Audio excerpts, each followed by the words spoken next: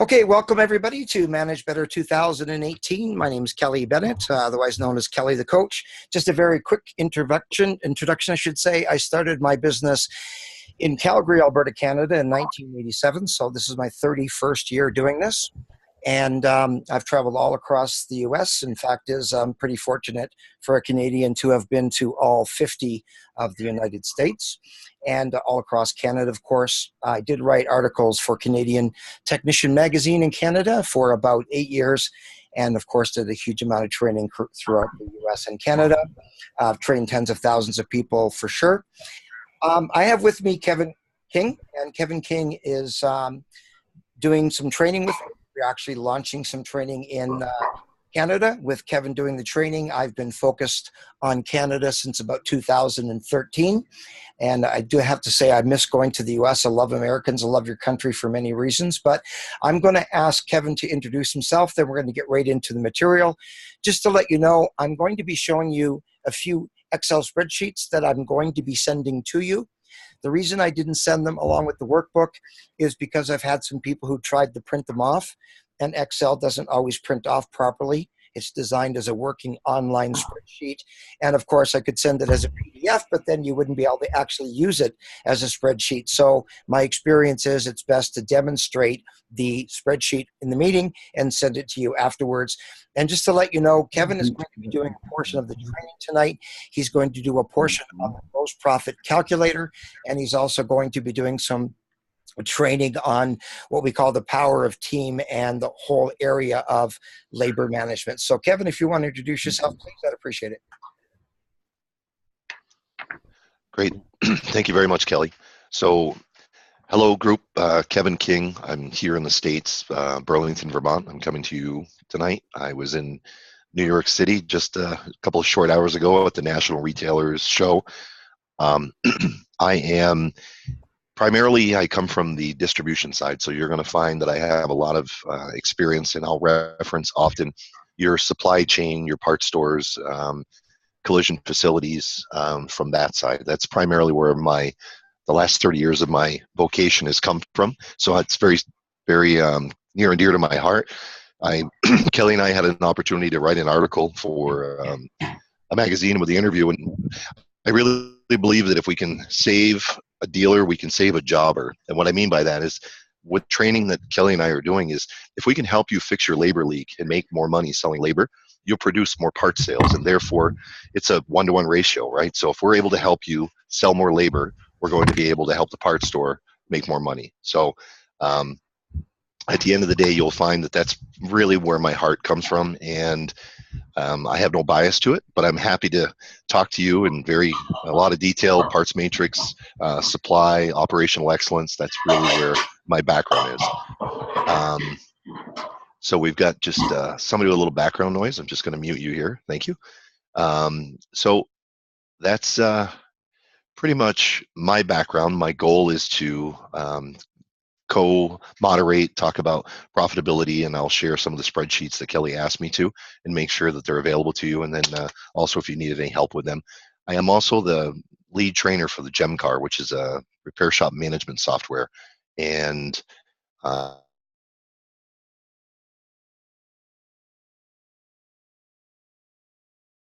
first background, and I'm just another resource that Kelly, we just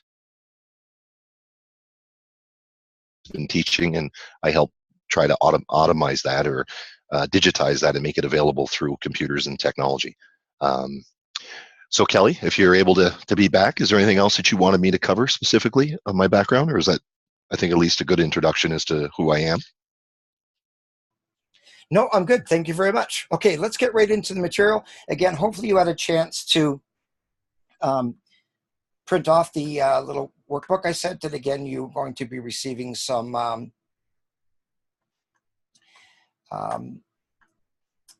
this technology. Are you seeing my PowerPoint screen, or my Word? Yes. Now I'm able to see your Kelly the Coach Okay, sponsored. great. Yeah. Okay, so what I want to do is I want to start off with big picture. And again, some of you will have seen this kind of information before. Some of this will be brand new to you, and I simply teach it like you've not seen it before because I can't assume that everybody knows this. But I'm going to make this part pretty quick. When it comes to our industry, there is what I call a big picture. And I find too often we lose sight of the big picture, especially the longer we've been in business. My mentor when I first started training in automotive was Bob O'Connor. Bob O'Connor from Arl O'Connor and Associates. And I traveled with Bob in the early 90s, I guess 92, 93. And 94 in there, excuse me, traveled all across Canada and some places in the US with him as well, learning his material. And one of the things that he said that I thought was really neat was that if people that were in business for a long time changed their mentality and thought like they did when they first started the business. We all know what it's like. You first start a business, you're excited about it, you're motivated. Of course, you think you're going to make a huge amount of money and not have to work a lot. Of course, they say when you're self-employed, you only have to work half a day, which is true because 12 hours a day is a half a day. I've had some people say 12 hours a day. What are you talking about? I'm still doing 14, 16, etc. And at the beginning, that's not so bad. But if you've been in the business for a long time, that shouldn't be the case anymore. But Bob would say if you thought like you did when you first started, when you started it and you had a pocket full of business cards and you're walking around, you're in the grocery store, you're talking to somebody, say, hey, how you doing, blah, blah, blah. By the way, where do you get your car fixed? And give them your business card, or sometimes people put business cards in people's windshields under their and the wipers, which I don't think is a great idea, but you know what I mean. You were excited about it. And Bob would say that if you thought like you did when you first started your business would instantly improve. But sometimes we get so caught up in the whole detail of it. According to my favorite author, Dr. Richard Swenson, the average manager, not an owner of a business, but the average manager is interrupted 232 times a day, every single day, day in and day out. A lot of that is emails. It's a customer who wants to talk to you. It's an employee that has a question. It's your vendor that's coming in asking questions.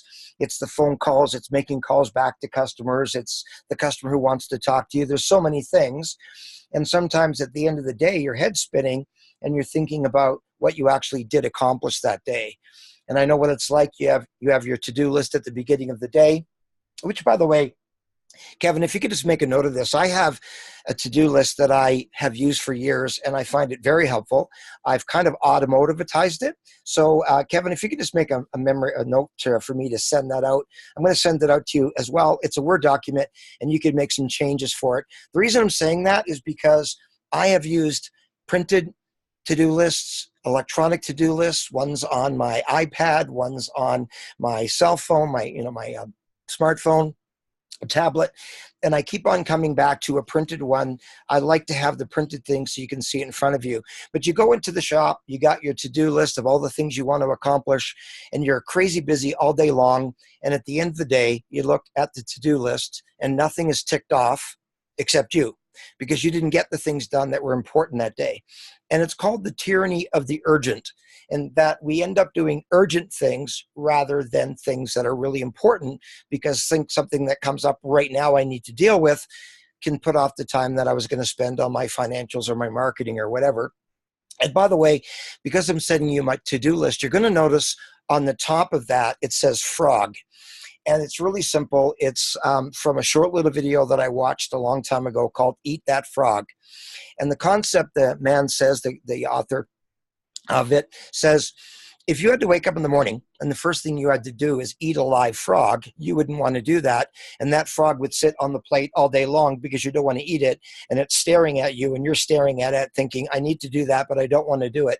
And his concept is that if you eat the frog first thing in the morning, not physically, if you do the thing that's the most complicated on your to-do list first, the one that you're afraid of, maybe calling that customer to apologize that the car wasn't repaired correctly or they had to come back or whatever it might be, we tend to put off those kinds of things. And so I want to encourage you to, when you see that on my to-do list, if you use it, that frog, eat the frog, simply means the most complicated thing on your to-do list. But back to this, sometimes we get so caught up in the day-to-day activities that we lose sight of the big picture. And I'm going to make this part really quick. The big picture from a financial perspective is that for every dollar that comes in your door, A portion of that dollar is going to pay for what you sold, the cost of goods sold, or COGS. Cost of goods sold, the first thing I put there is technicians' direct wages, because a technician's wages is a cost of goods sold. Now, I'm pretty sure that most accountants and bookkeepers would disagree with me, because a good is something to them that would be tangible, a part, an alternator, a starter, a tire, something like that. But I believe that the most important thing you sell is labor. Every day you buy labor, you buy time from people, you mark up what you pay them to be your labor rate, and you sell that labor. And the better you are at selling that labor, the better the shop is going to be. I know people who have taken training 20 some years ago who will say till this day, the most important thing I've ever learned from you is selling the labor inventory. Because when you focus on selling the time that's available to you, the parts, the sublet, the tires, the towing, the shop supply sells all along with that. The most important thing you sell is labor. And no, it's not a tangible. You can't feel it, you can't smell it, you can't taste it. But it's something you buy every single day.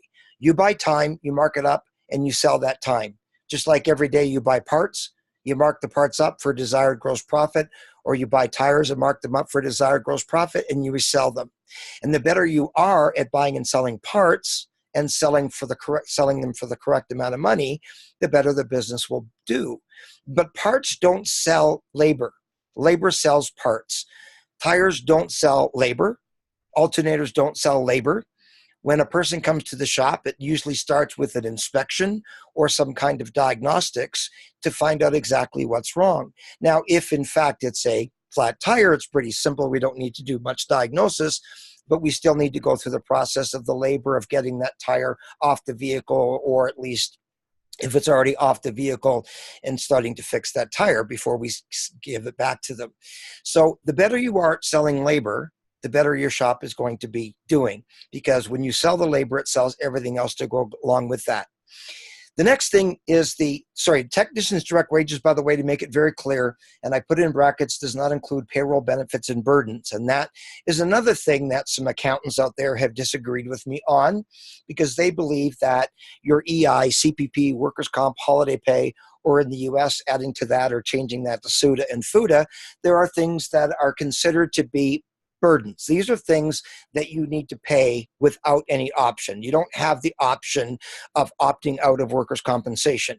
You don't have the option of opting out of EI, CPP, or SUTA and FUTA in the US. You can't write a letter to the IRS or to Revenue Canada and say, please take me off your list. I'd like to no longer participate in your program. Those are things that are a must. You must pay workers' compensation. So just to let you know, when you see this, a burden is something that is exactly that. You have no choice. It's not a benefit. It's not an option. It's something you have to pay. A benefit is something that you do have an option of, and that would be things like holiday pay. Now, for the Canadians that are on board, online, holiday pay here is mandatory. As we know, you must pay an employee 4% of their income within the first year, even if they've only been there for a month. It works out to 2 weeks vacation, and so you will give the person usually a 2-week paid vacation at the end of the year. It's the law. If they leave before then, you must calculate 4% of their pay. Some people actually add the 4% onto every single paycheck. The point that I'm making is I want to make it clear that holiday pay in Canada is a burden. It's not a benefit.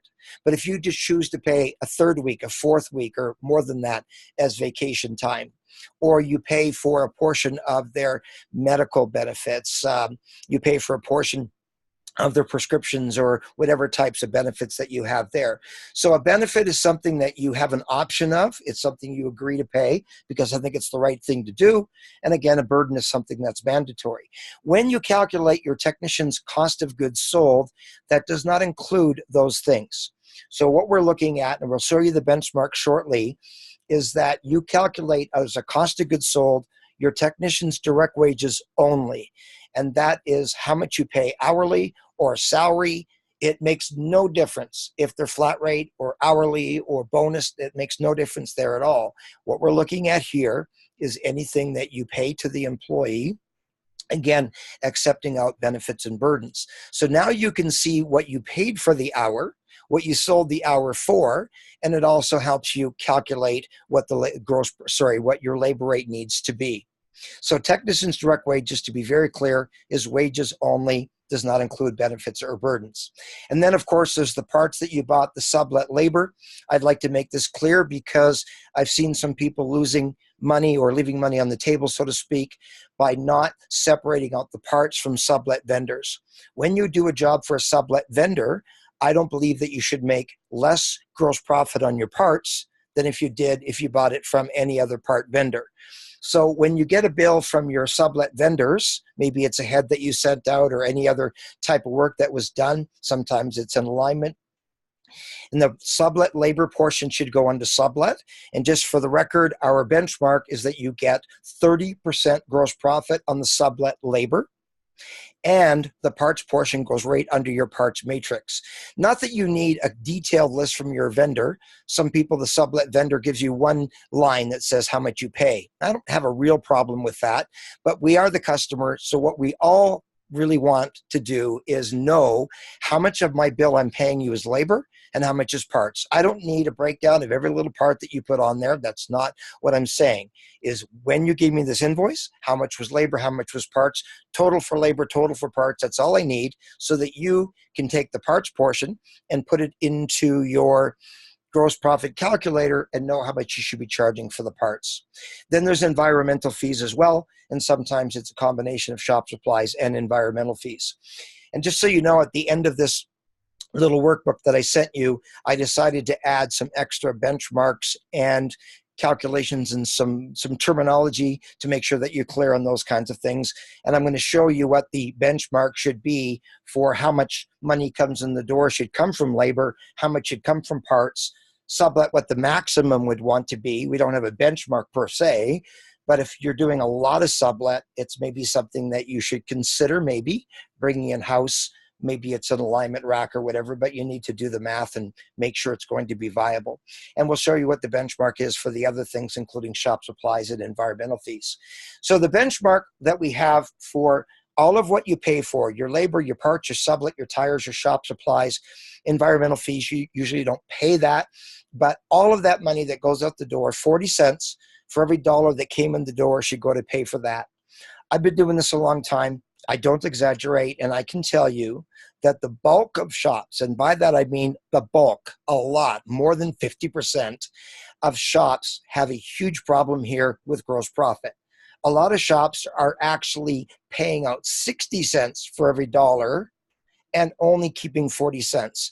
To try to make your business work with low gross profit from that is almost impossible. And when I say work, I mean you can be getting by. I know some people who are getting by, but really what they're doing is making enough money to be a technician, and they could shut down the shop, go work for somebody else and make as much, if not more, simply by being a technician working for somebody else.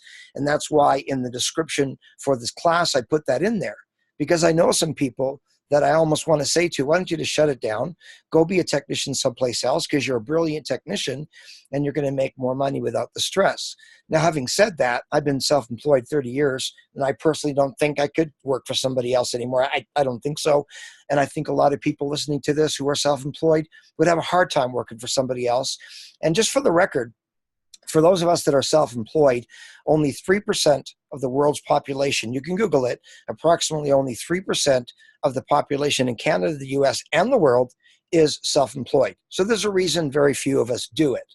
I wouldn't change it for anything. There are days where I think, wow, I'd like to just work for somebody else. And I guess my question for you here is, have you ever loved and hated your business all in the same day? Have you ever thought, yeah, this is really taken off and I got the right crew and things are going well and I'm excited and we finally made it to the next level. And in the afternoon, you're thinking, I can't believe I'm still doing this. This thing's falling apart. I mean, you can really change what you love and hate about your business all in one day, and I get that. But most of us would rather continue doing what we're doing. But if it's a gross profit problem, it's a big problem, but it's not a complicated one.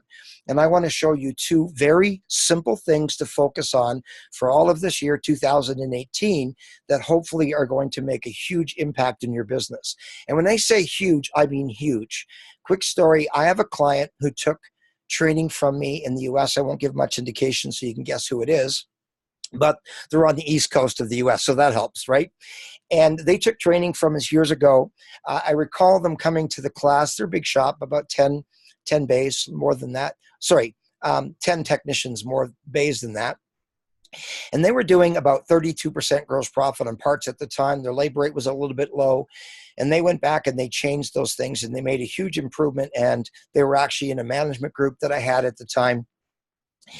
And I was back in Canada. Some of you know about the accident I had, so I'm traveling a lot less.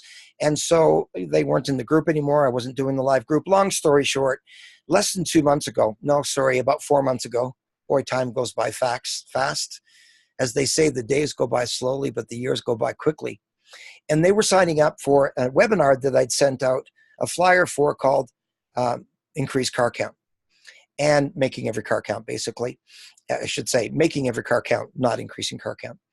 And I said to them, you know, I'd like to chat with you guys. It's been a while, and I don't know that that's the most logical session for you to take. Long story short, I spoke to the owner, his wife and son, who's taking over the business. And I said, let's see where you're at. And I was brokenhearted because they're back down to 32% gross profit on parts. It just started to slip.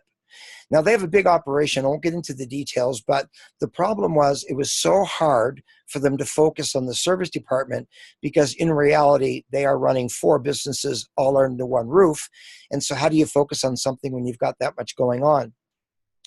Long story short, I gave them the matrix that I'm going to show you today. We went through a bunch of things, and I don't exaggerate. Literally in November, let's go back. Actually, that was September, October, November, and December. And I see this data. I was so excited to see it. Their labor sales increased an average of $21,000 in 3 months per month. So we're talking $60,000, not 21. And it didn't mean that they were working harder. In fact, their car count had gone down. And yes, they did increase make every car count, which somewhat they needed. But the biggest problem was the gross profit was way too low. And I don't exaggerate it, Kevin. You've seen the data. You've seen their composite. They are now up to between 43 and 45% gross profit on parts, which is an additional $7,000 to $8,000 a month more just in parts gross profit, and an average of $7,000 a month for that 3 months, the $21,000 a month. I just blown away by these numbers. I know it sounds like I'm exaggerated, but Kevin, you can hold me accountable. It's true. The point about that I want to make is this, is that if you're selling an average of 4 hours a day or 5 hours a day, and you're paying hourly or you're paying salary, you're paying for inventory whether you sell it or not. Every single day, you're paying for an average of 8 hours a day. And if you sell 4, that's 4 hours that are wasted. And you think about that. If a technician is making $20 an hour and you're paying them for 8 hours in a day, but you only sell 4 hours in a day, in reality, it costs you $40 an hour plus payroll benefits and burdens, not 20, because you weren't selling all 8. Now, if you sold 8 and you were paying for 8, yeah, you're paying $20 an hour. Now, if the technician's flat rate, yeah, things change. The dollars still aren't there. Okay, if you're selling flat rate or paying flat rate and the hours aren't there, you're still not seeing the revenue you should, and the technician is not seeing the revenue that they should. So it's still a problem. The only difference is you're not paying for the inventory unless you sell it or not. But most people I know from statistics, including on this class, you are actually paying hourly or salary. So, excuse me, back to this. So think about this shop whose increase of $21,000 a month in labor sales, and I showed it to them. One of their employees, just for the record, is flat rate, so it's not 100% gross profit. But it seems to me, and I'm going by memory, Kevin, you've seen it, their labor sales increased October, November, December, $21,000, and the overall increase on the cost of labor was $3,000. Now it changed a little bit. And by the way, I want to make this clear. This shop does not do winter tires. We're not talking about a shop in Toronto, Ontario, Canada, or Calgary or whatever, or Chicago that sells a lot of tires in the winter season and installs a bunch of winter tires. We all know that most of those shops have the busiest month of the year in November. This shop is not like that. So November wasn't up just because of that. Bottom line is to see a shop who would increase their gross profit on their parts by approximately $6,000 to $7,000 a month with no additional cost. They weren't paying more for the parts. They were just charging for the parts. And I want to make this very clear. When you're selling parts, the money is in the selling. It is not in the buying. Kevin, you were at a class of mine that I did in Ontario, Canada, probably a year ago. And somebody was arguing with me and said, the better that you buy, the more you make. And I disagree. There might be some exceptions to that, but very few. And what I said was, if your part vendor, and by the way, it was in a part vendor's training center, and the guy that was in the class, the shop owner, was complaining that this shop charged, or this part store charged too much for their parts. And I said, here's the deal. If your part vendor, and I say this to you, if your part vendor, or vendors, plural, increase their parts pricing to you by 10% across the board starting tomorrow, most shops would make more money. And if the vendor decreased the prices across the board 10% off everything, you would actually make less money. Because too often what we do, and rightly so, is we mark it up from cost. And we don't have to compare to what other people are doing. And it's a lesson in frustration just to phone other shops or go online and see who's got the cheapest part, because the less you pay for it, and sometimes sacrifice quality, service, and delivery to buy a cheaper part, or wait longer to get it, or have less loyalty, or maybe we're not going to have enough purchases to go on that cruise or whatever. So sometimes we sacrifice that and we spread out our money. And by the way, I've written another article. And Kevin, if you would just make a note for this, I'd rather just not have to stop and take the note. I've wrote an article on the benefit of being loyal to your vendors, and there's huge benefits to it. The bottom line is the money in parts is in the selling of the parts. It's not in the buying of the parts. To buy a little here and a little bit there to try to make money, mark it up the same way, usually you make less. Now, the one exception, I disagree with it, but I want to make it clear, is I've seen some people who will go online and see parts prices, see a high quality part and their cost for that, look at another vendor with a lower quality part and order the lower quality part and sell it to the customer at the price that they should be charging for the high quality part. And by that, I mean by list price. And I disagree with that. I think that's a horrible way to run a business. I believe that we need to install premium quality parts for the continued safety and reliability of our customers' vehicles. So I'm not saying you can't make more money doing it that way. I've seen it. But I disagree with the philosophy. I believe we should install premium quality parts and not even offer to install lower quality parts. So back to this. So for every dollar that comes in the door, 40 cents should go to pay for what you sold, leaving you with a 60% gross profit. And that chart that I sent you shows you what you need to mark up something by to get that desired gross profit. Should be 60 cents on the dollar. The expenses should be 40 cents. So for everything that goes out from your shop to buy anything other than what we just looked at under cost of goods sold, this includes your insurance, this includes your service advisor's salary, your own salary as an owner. And I'd like to make something clear here as well. That shop that I was just talking to you about that increased their sales drastically, the owner of the shop literally is still spending, unfortunately, almost 100% of his day in the bays. So he's working on vehicles almost day in and day out. Now, I don't have a huge problem with that, but when you're 63 years old, I got to say that I have a problem with that. By that time, you should be working in the business. And I can't even imagine still working on cars at my age 55, let alone 63. Anyway, excuse me. The problem is that we were seeing the income that he generated from those labor sales, but in his income statement, he was only showing himself as a manager. So in reality, all those hours he was generating in a day showed 100% gross profit technically because it showed none of his expense against that. And so I said, for the purpose of your composite, for the purpose of your own internal calculation, it doesn't have to be done in your QuickBooks or your information to, the IRS or Revenue Canada. That's not what I'm talking about. But you're cheating yourself if you're seeing work that you've done as a shop owner in the Bays, zero cost against it. And so here's the question. If you went to sell your business and I saw that you were doing pretty decent sales, but I didn't see wages as a technician for you, and I'd say, well, how come? Oh, I paid myself as a manager. Well, that's not really fair, because if I bought the business, I would have to pay a technician. I'd have to show that I'm paying a technician. And so I would not see the same net profit that you were seeing, because you did that without showing a salary for a technician. So the purpose of this, make sure that you take how many hours in your day, maybe it's half your day. And so that you allocate, at least on paper, at least on a spreadsheet, where you can show yourself as a cost of goods sold. Kevin, if you could make one more note, and that's for this actual session right here, I'm going to take a risk and briefly show the income statement analysis tool. So I'm going to come back to that. I'm going to show one extra spreadsheet in this. So moving along back to the shop, now that they're allocating the wages for that shop, things have changed a little bit on paper, not physically.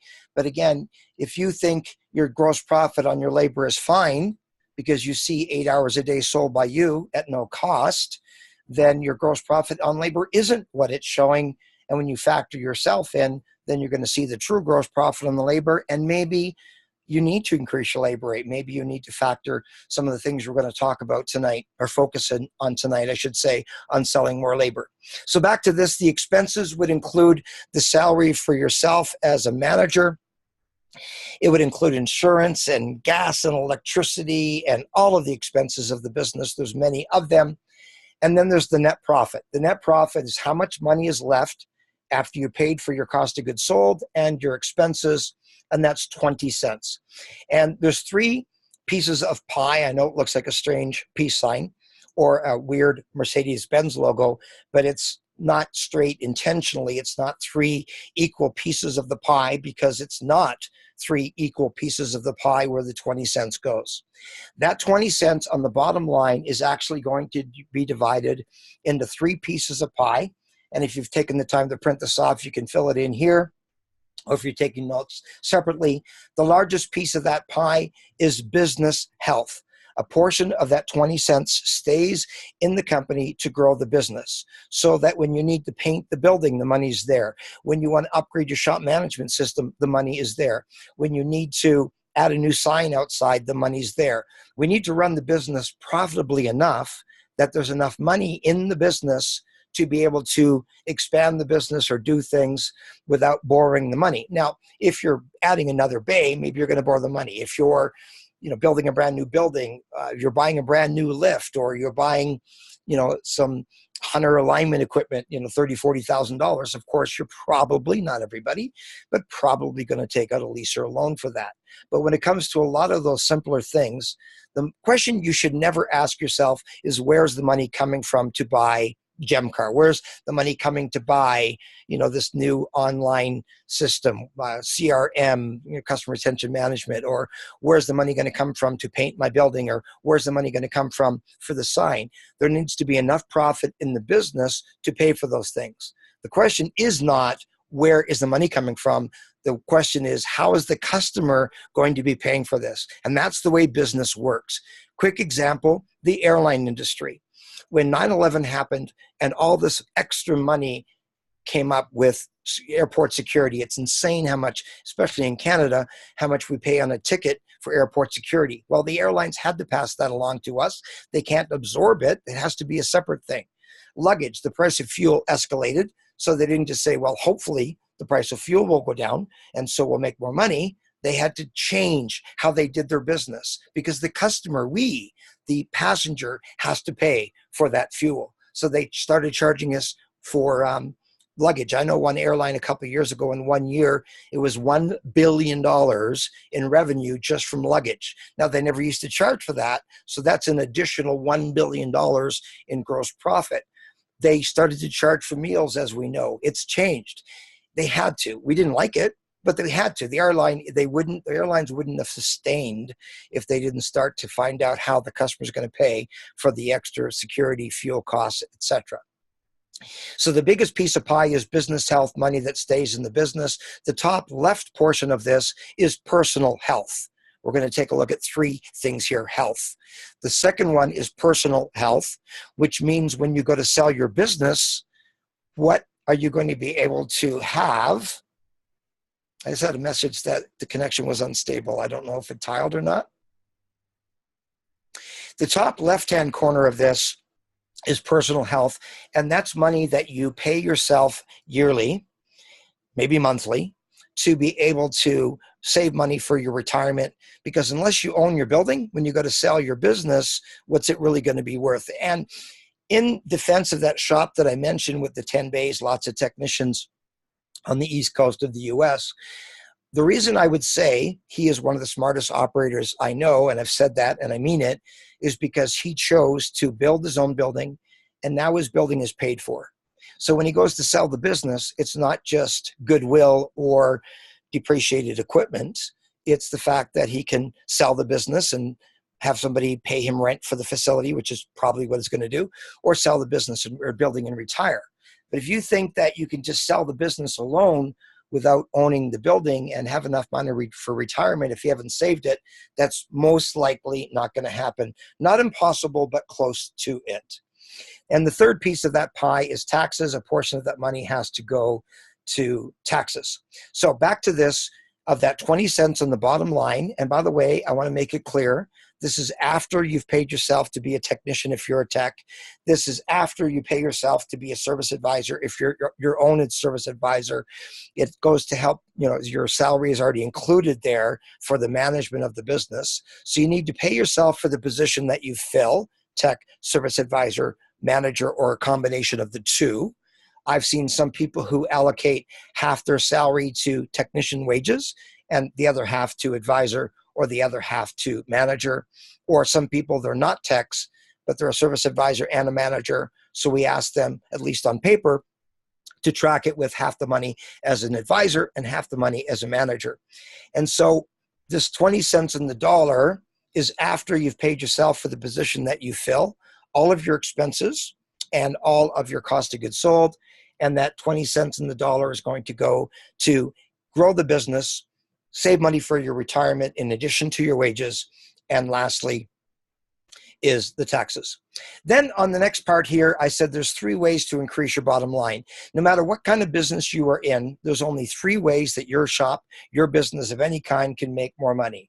You can increase your sales, which doesn't always increase the bottom line. I've seen some people whose sales are up, but their gross profit's down. I see some people whose sales are up and the net profit is actually down. You can see more money coming in the door, but actually make less money. And if all you're doing is focusing on sales, sales, sales, then you're not focusing on what really needs to be taken care of, and that's the big picture. It's not just about sales. I mean, I've seen some people whose sales were 1.2 million who actually lost money, or their sales was 1.2 million and they made a fraction of what they should have, and in reality would have made more money working for somebody else.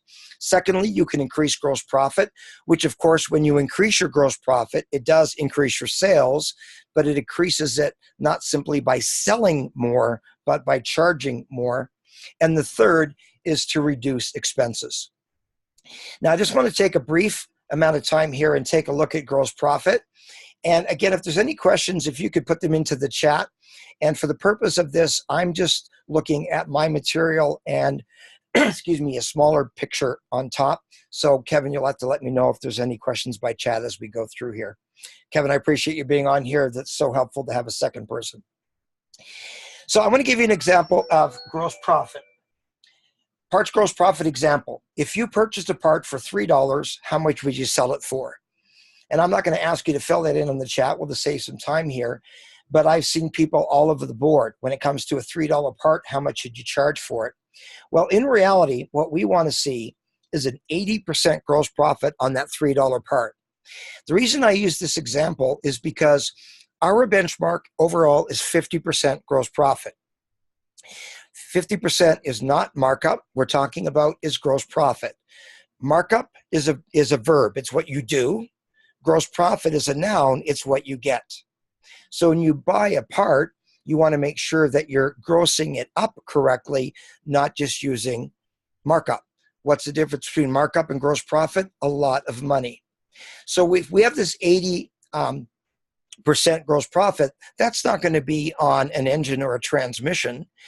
The benchmark overall is 50%, but I know this. I've been doing this long enough to know how it works. Some people say, yeah, I get 50. What about tires? Oh, no, I don't get 50 on tires. Okay. What do you get on an engine or a transmission? A lot less. So a lot of people will do 50 on some stuff, but if it gets to be an expensive electrical part, an alternator or a starter or transmission or engine, any of those higher priced items, people will typically get 25, maybe 30% gross profit on those, so less than the 50. The problem is if you never go above 50 on the lower ticket items, you can never get to 50%. Because if you get 50% even on half of what you sell and less than 50 on the other 50, you're going to get a lot less than an overall gross profit of 50%. So what you need to do is make sure that you get a higher gross profit on the lower ticket items, and we're going to introduce you to a gross profit calculator. So Kevin, are you here? I'm here. Okay, Yes. so I'm just going to mute myself. And for the purpose of this, I'm going to have you just introduce the gross profit calculator version 1. I'm going to pull it up on my computer here. But if you could just continue on talking about markup versus gross profit. And if you could hit on the part about being, because your background includes being a part vendor, if you could talk about the silliness, of course, of people calling from vendor to vendor to get a better price. And you were in that meeting that day. You totally understand it. So while you're talking about that, then I'm going to go ahead and pull up the gross profit calculator. Okay, great. So, the discussion that Kelly was just talking about, it's really not about the part price, and one of the things when Kelly was talking about chasing parts for price, really what we want you to do is reverse that. It's about, you want to be the best warranty in the industry. And when you have a vendor that you have a relationship with, how many of us on the call have had brother-in-law's alternator that came back and they didn't keep the slip, you didn't charge them, maybe you bartered some labor, you call the vendor and you say, look, I don't have the part slip, I never made an invoice on it, we bartered labor, whatever. The vendor takes care of it. I'm not saying they're going to discretionary just do everything for you, but the idea is when you're in a relationship like that with a parts vendor, it's not an issue, right? So to shop for the price and chase that and be on the phone and say, I can buy it down the street for like $11 cheaper. Can you match that? That's okay on a particular case. It's good. You do that. And it's okay. But if you're driving your whole business model on the fact that you're shopping for the least expensive product so you can make the most amount of money, that's all. I'm good with that. And I'm sure your parts supplier will be good with it because you're going to be healthy and you're going to be around for a lot of years and you're going to grow and you're going to go from a 4-bay shop to a 10-bay shop to a 20-bay shop. But if you're shopping around to get the best price so that you can pass that through to the consumer, the end user, and still offer the best industry in the warranty because you're dealing with the right supplier who's going to be hardy and whole and be around in 2 years, 3 years, 5 years, as we know in consolidation, let's look what's happening. The little guys are going out because they're just chasing to the bottom. So we as independent shop owners and banners need to look at that and just say, look, we're willing to support you, but we have to be healthy just like you need to be healthy. And just like this discussion as we're going through it, the parts profit calculator is very simple. We shouldn't have an emotional bank to that. I mean, I do understand. I'm a consumer, just like all of us are outside of the automotive world. I buy plumbing, I buy tires, I buy a front door for my home, I buy dog food, I go and consume products from other areas. But at some point, people come to you because they know you, they trust you, and they like you. And Kelly's going to really emphasize that. But at the end of the day, is it at the cost of you operating your business and funding your retirement or being able to add that extra technician to stay and make sure the job gets done in the first day, not have it be inconvenience to come back the second day? How many times do we do that? So the gross profit calculator. What I like about it is you can just get rid of that emotional bank. You don't have to think about it. You can, if you have Gemcar, you blame it on Gemcar. We got this new computer system. I don't know anything about it. I put in your exhaust clamp and it comes up this much. So if you need to have a scapegoat, I'm willing to be it. Because if you do what Kelly's talking about and what we're going to show you, it's that simple. It's not your fault. The computer says. We go to the Hannaford or we go to the grocery store, whatever your local grocery store is. I mean, it's one thing to shop for bananas at 59 cents a pound or buy a can, 3 for $1, that kind of thing. But that's not what the business that we're in. We're in the labor business. And if we take a product and we have to guarantee the quality, the workmanship, the lifetime warranty that's going to come along, 2-year, 24,000, 3-year, 36,000 mile warranty. My plumber, when he comes and fixes a zone valve and puts it in my house, he never discussed that with me. He charges me for getting in the vehicle, driving over, going through that whole thing. There's a part profit that's built into it. And for the automotive industry, we just kind of walk away from that as if we should be exempt or not be profitable to operate our businesses and to make sure that we're going to be around to stand behind the quality of the product that we're installing, our workmanship, train our people, make sure that the customer has an exceptional experience. We have to be profitable. So the thing that's nice about this gross profit calculator is if you have a management program, you can adapt what Kelly has built here. I have it in my Gemcar. You have to implement it. You have to put it in there, but it's a great tool. And it makes it very simple to be able to do it. The other option is that you could just have this as a standalone on your desktop, even if you're pen and paper and with QuickBooks, or if you're using another management program, there's no problem. You can have this running. You call the vendor, go to their website, you look at it, put in your purchase price. It's going to automatically calculate it. This way you have no emotional bank to it. You're just doing what the computer said. So Kelly, I think we're at a point where we want to show this, correct? Or we're going to use the example of the difference between gross profit and gross margin. So we can talk about if you're calling the parts store asking about your unit price, what's my cost, what's list. I'm going to encourage you to get away from that. And I'm saying this with my 30 years experience that what happens is that product gets purchased at an acquisition and it has to go through a couple of different chains before it gets to a local store, or from a store it gets delivered to you and then we have to guarantee a warranty. So that pricing matrix, we shop the competition. You'd be amazed at how hard parts stores work to be competitive with each other. But there are certain things, same thing, the alternator electrical division has to be a little bit more in order for brake pads and rotors to be more competitive, depending on if you're in New England or California, because I'm in the Rust Belt, for example. Pads and rotors get worn out, they rust, they need to be replaced more frequently. Out in California, they don't have that problem. They still have 72, 73 automobiles that are riding around. So what I'm saying is, for you to try to shop and be competitive with the guy up the street around the corner, you're spending a lot of time, and the technician time and the service advisor's time to make 3 phone calls on every product to get the price. If your door rate is between $85 and $100 an hour, as we're looking at, you have to start considering about the cost per minute to acquire that information and close more sales. So if you're spending $2 and $3 a minute for a technician to be standing around while you make a 15 minutes worth of phone calls to get the best price, to then discount it to the lowest common denominator, you're undermining that 3 to 4 hour labor sales every day because you're spending 15 minutes on parts procurement every day. I would encourage, and I think Kelly is going to validate this as soon as we're done this example, where you're better off to buy the more expensive one from the person who can get it to you the quickest, that's going to be around and be able to support it, because you're going to make more money and you're going to be healthier at the end of the day, and your customer is going to be happier because you're going to get the cars done in the time frame that you quoted in the same day. So the difference here on this calculation is going to be gross profit calculator is going to be the difference between gross profit and markup. And as Kelly said, it's going to be the verb and the noun. So Kelly, you want to use the example of the $3 so that we can show, and are we going to show generation 1 and generation 2 or just the first generation? You can hear me? Yes, sir. Yeah, version 1, please. Okay. So on a $3 product in the example that Kelly gave, let's put it in real world. It's going to be maybe some exhaust clamp, or it's going to be I don't know, a side marker LED light. It's going to be a Grody little signal lamp you're going to put on a utility trailer out in the parking lot. You have to install it. You can't even get it on the lift. So the purchase price, Kelly, you're driving, correct? I don't have control of your screen, I don't believe. So that $3 product, purchase price was $3. What would we sell that for? So we'll put that in at $3.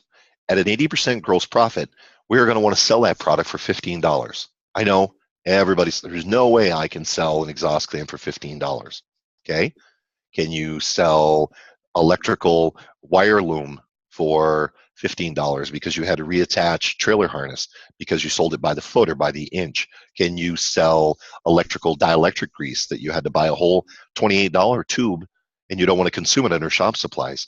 So the idea behind this is that items that are in that $3 range and less, you're going to have to get higher margins in order to be able to make the target of 50% at the end of the month. So if we move to an item, let's say that's $12 or $25, okay. Let's put it in at if you could do the average price of a part for a client, please. Sure. So the average cost of a part, and this is going to be very simple for you to calculate. I'm sorry, I'm just getting a little background. I just want to make sure that everybody's still, and maybe it's just Kelly, your speaker, was picking up on my voice. So the average part cost is going to be $26. So if you call your parts supplier, they track this. They know exactly. Kelly, I'm sorry, I'm just going to mute you. And they'll track this for you, and they'll be able to tell you that total number of invoices that you've purchased, total dollars that you've spent. They're going to be able to calculate what you spend per month as an average for the average part. So the average shop that's installing parts is going to spend on average $26, $25 to $28 is the average price. So that's the sweet spot where you're buying a pair of wiper blades, you're buying spark plugs, you're buying brake clips, you're buying a wiring harness, you're buying all these things. They're going to run in that price range that are going to put you there. So the important part is that becomes more competitive than the $3 product. So really, when we do a survey, everybody tells us, oh, I'm charging between 50 and 60%. So here's the sweet spot where you're at $26. You put it in, you would buy something in that price range, you would sell it for $66.25. Most people will say, well, I would take my price and I would then double it. And Kelly, are you playing with the settings? Are you trying to? You're asking me to double what? Sorry. No, I'm sorry. Are you adjusting the microphones? I see that they're clicking on and off. Are you changing any settings? No. I signed in on my cell phone just so I could see exactly what people are saying, and I'm hearing it that way too. But okay, can I mute your computer then? Would that be all right? Kelly, you still with us? Yeah. Okay. So basically the 2650 is going to be the sweet spot so that you're able to be, that's where you're going to be making sure that you're competitive. If you buy an alternator that's $100 or $200, then obviously the margin's going to come down. So let's take an alternator for $100, Kelly.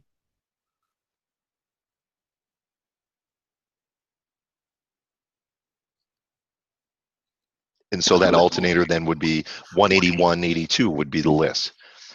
If we use this parts matrix as a gross calculator, we're going to effectively have a 50% gross profit on our parts sales if we use this parts matrix that runs through. Kelly, I'm sorry, we're catching quite a bit of feedback. Did you have to connect with your cell phone, or were you just curious on? It's okay. I've actually disconnected. I don't know what's going on. So what are you asking? Okay. Sorry, go ahead. I'm going to have you be the presenter, and I'll just be quiet for a moment because I'm getting a lot of background and people are hearing me echo. Okay, I'm going to try one other thing here. Is this better? We can try one more time. Yeah, that's much better. Right now, I'm not hearing any echo. Thank you. Well, I'm sorry. No, I do hear it.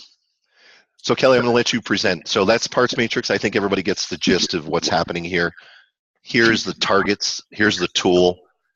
If you use the numbers without the emotional bank, you will get the results that will help you be healthy and be around for a long time.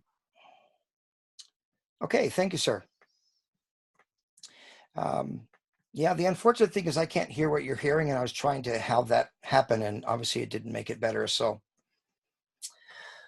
okay, so any questions on that before we move on? If you can just put it into the chat if you do.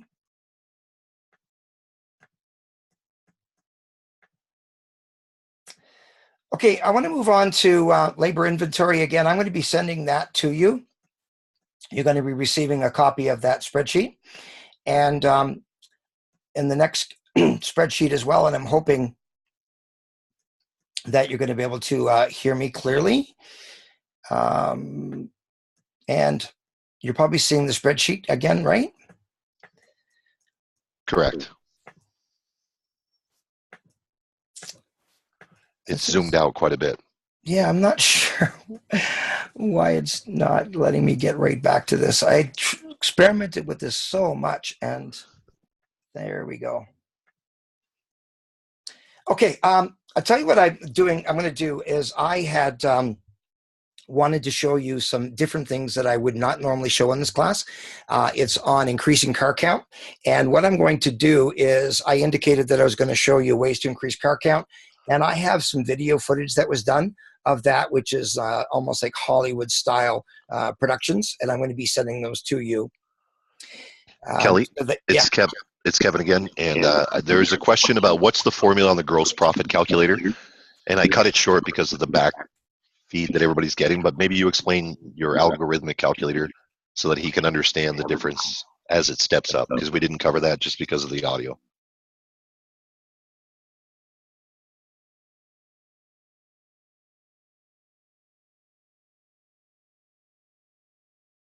What's the exact question?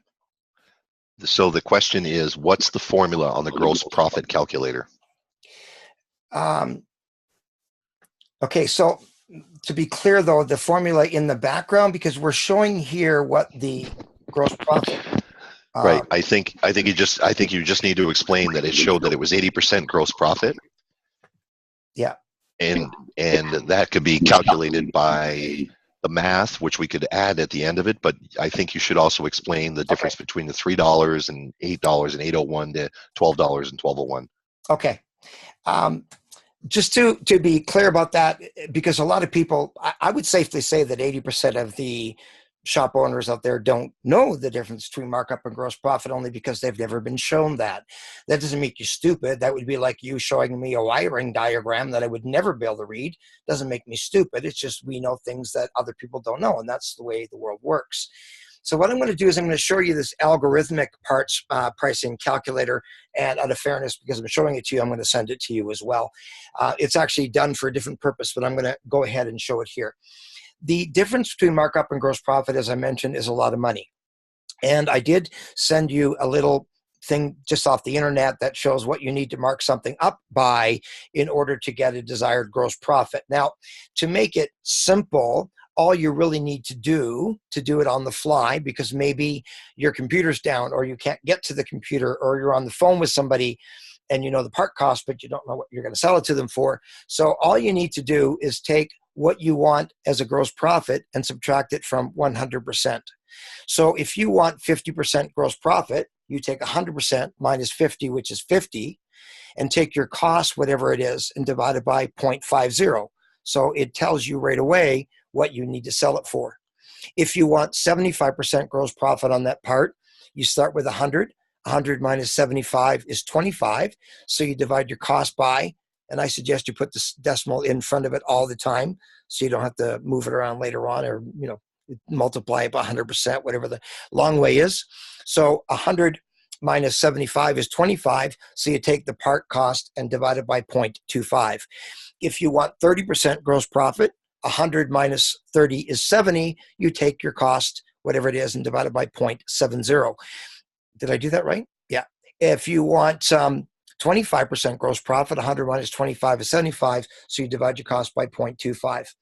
One thing I decided to do, and it was a huge amount of work, but I decided to make this algorithmic calculator, it's a little bit more complex in the background. Now, one of the reasons I don't really like to show this one in this particular class is because the last one that we just showed you, maybe with some help from your software, training person or company, That one you can build into your shop management system.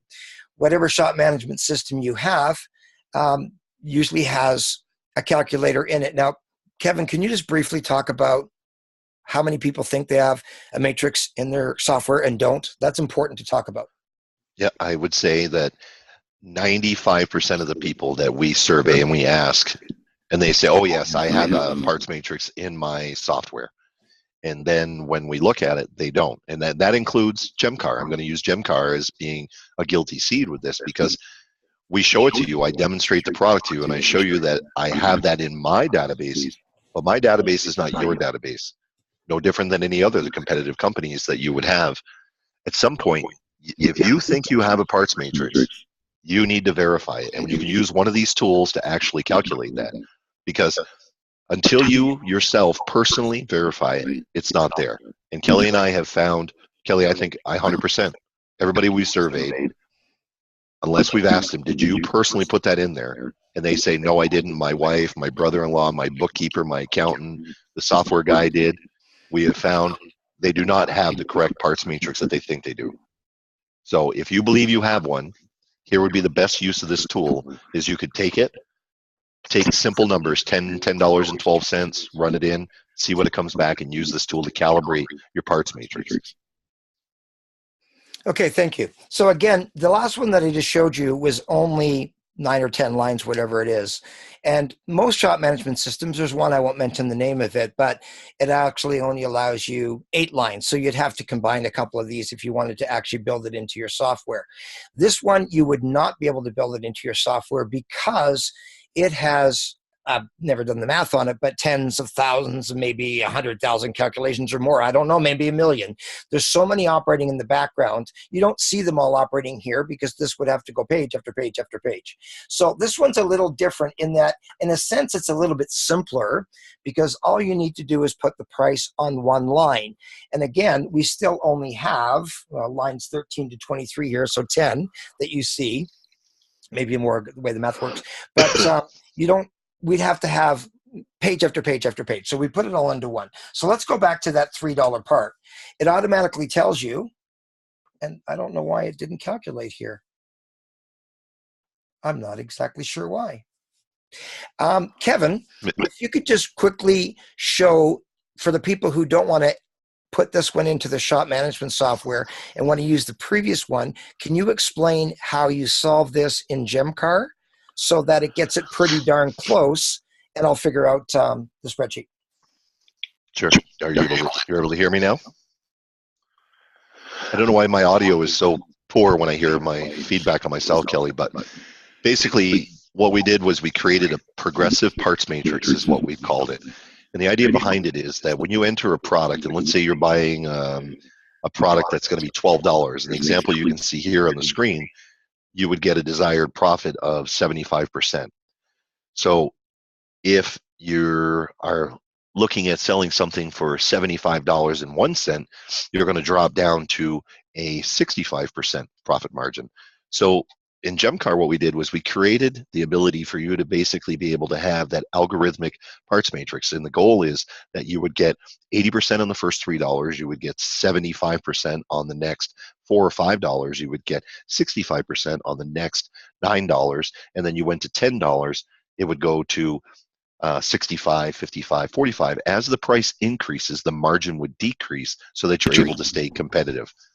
So the purpose of this is that if I sell something for $8.01, I'm going to lose a 5% gross profit based on something being 1 penny more. So what we did is we adapted that to say, we want to make sure that you get the full 80% on the $3, so $2.99 to from a penny to $2.99, and then as you move up, it's going to increase so that you're able to get the full maximum amount all the way through. So we made a progressive parts matrix. Kevin? I'm seeing the algorithmic parts matrix. Okay, yes. So go ahead back to the $3 and then we'll do the 301 sample. And why it happened, I mean, it's a matrix. It has to do it this way, but we saw it created a whole bunch of great opportunities, but added one small little one that we have fixed. So the three, let's say your part your cost was $3, you want an 80% gross profit, that's the same as the last calculation. One thing I like about this particular matrix is it shows you right away instantly what your gross profit in dollars is. Gross profit is the dollars that are left after you paid for what you sold. So if you bought something for $50 and you sold it for 100, you collected 100, you paid 50 to your vendor, you're left with 50, so you're left with $50, in this case 50% of what you sold it for $100. So we actually sold it for 15. The problem is if your price went up by simply 1 cent, what was happening before is it was bringing it down to $12, because instead of going from 80% gross profit, the next one down was 75. Now what we've done in the background, and by the many calculations that I was talking about, instead of it going from one line to the next from 80% to 75, it went down to 79.99. And just so you know, in the background, a little bit higher is going to go 79.98, 79.97. So instead of being one line between 80 and 75, there are many calculations in between. So let's just do it. Let's say that the part was $3.25. Oh, sorry. It would sell for $16.05, and it's calculating it in the background at 79.75. So I know that's probably a little bit more complex than the question that came up, but the other calculator was showing you what the percentages were, but there was only 10 lines. So all that's happening here, I shouldn't say all, but it's making a huge difference. I know it doesn't look like much individually, but a little bit here, a little bit there adds a huge difference. Just so you know, I did some math one night. I was at Matthew Burnell's seminar. He's the owner of Gemcar, and he was talking, and I wanted to do some quick math in the background. And I calculated that the average independent repair shop, excuse me, with 3 technicians, if they were not using a matrix and just using list or something close to list, they in fact could make an extra $54,000 net profit a year simply by using the matrix as compared to list. So I want to move on to other subjects, but to let you know, I think I may have sent the article to you called Selling Parts Profitably. I'm pretty sure I did. That's an article that explains what do you say to somebody if they say, but it's cheaper down the street? What if it's cheaper at the dealership, or they found it cheaper online, or they found it cheaper at a different parts store? What do you say to those people? And it talks about the selling part of that, not just the math that goes behind this. Okay? So we'll go back to the material itself. And are you seeing the page? Right now we're seeing the parts pricing. Okay. So I'm going to speed this up again. We spent a little bit more time on the gross profit calculator, which is fine. The key that's really important here is that labor is an inventory. Every single day you buy labor, you mark it up for desired gross profit. But how important is that? The first thing I wanted to address, and I'm doing this differently tonight than I've done in the past, is I wanted to talk about gross profit on parts first. Why? Because it's an easy fix. If you start using the parts matrix tomorrow, the improvement is going to be instantaneous.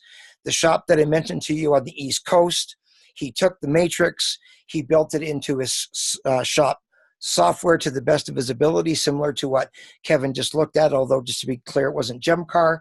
But their parts gross profit literally went from 32% across the board to between 43 and 45. And again, I don't make up those numbers. In our online management group, which I can send you some information about, in our online management group, we look at people's data month after month after month and actually see how that actually works.